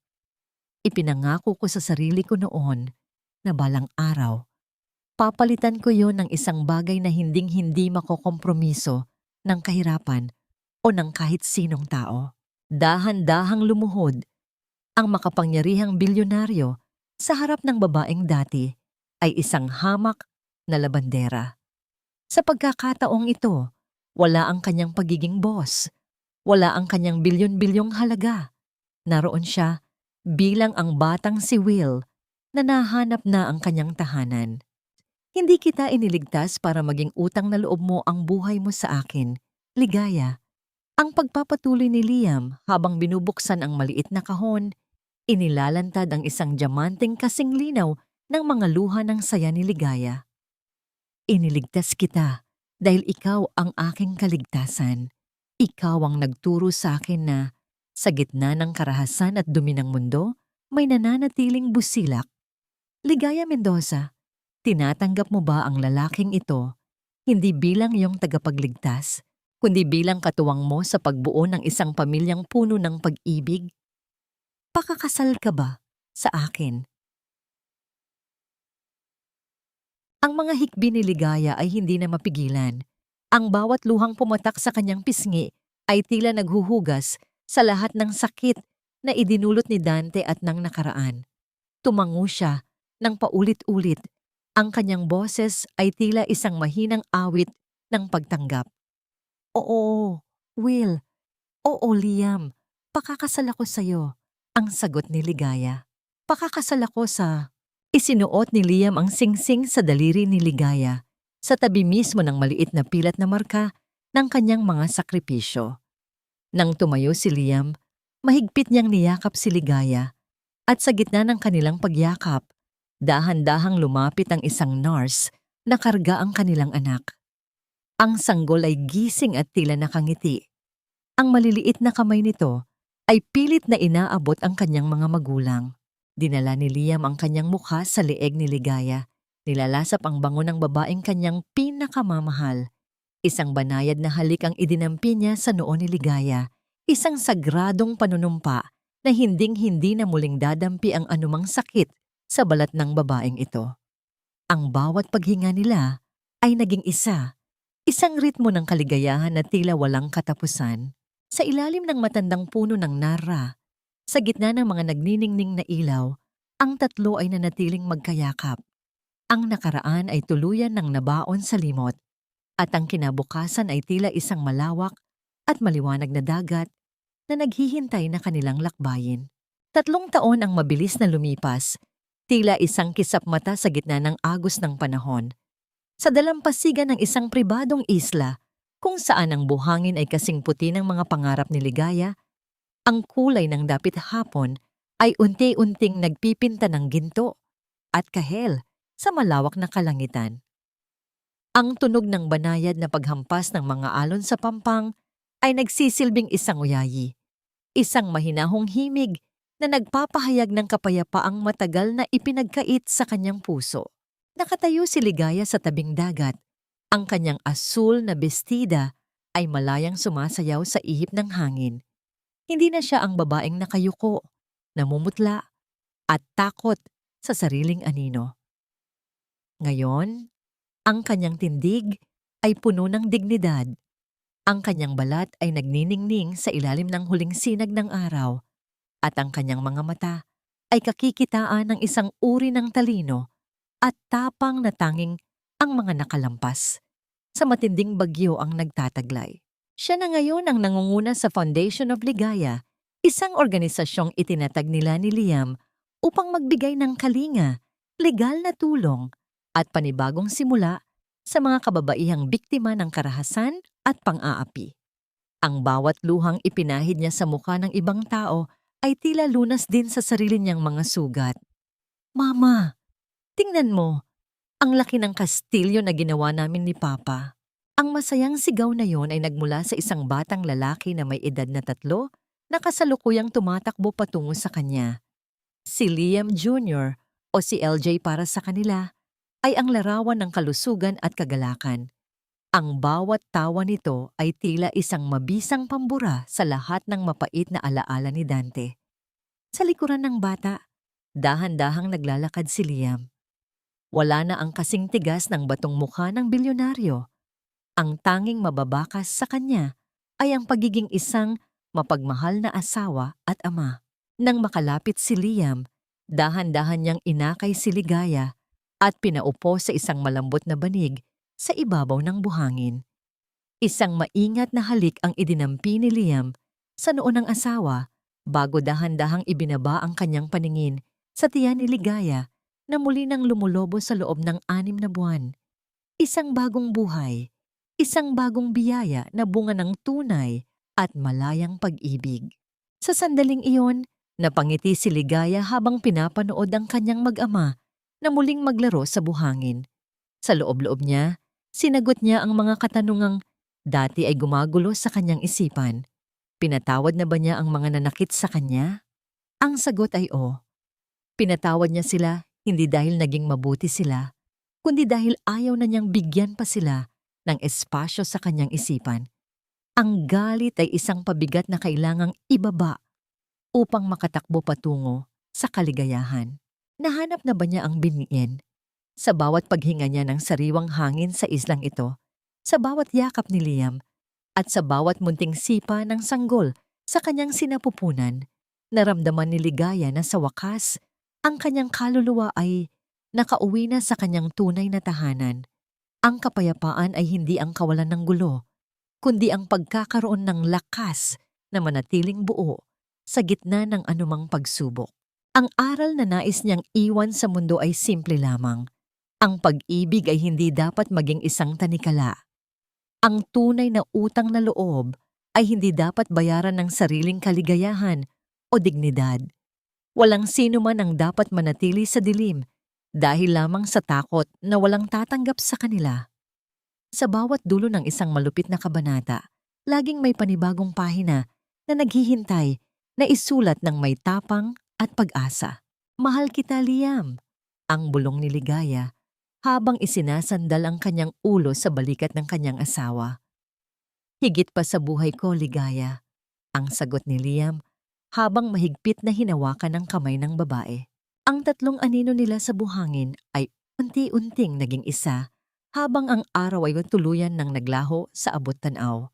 Ang dilim ay dumating, ngunit sa pagkakataong ito, hindi na ito nakakatakot dahil alam ni Ligaya sa bawat gabi na darating, laging may bituin na magbabantay sa kanila at ang bawat bukas ay isang pangako ng pag-ibig na hinding-hindi na muling maglalaho.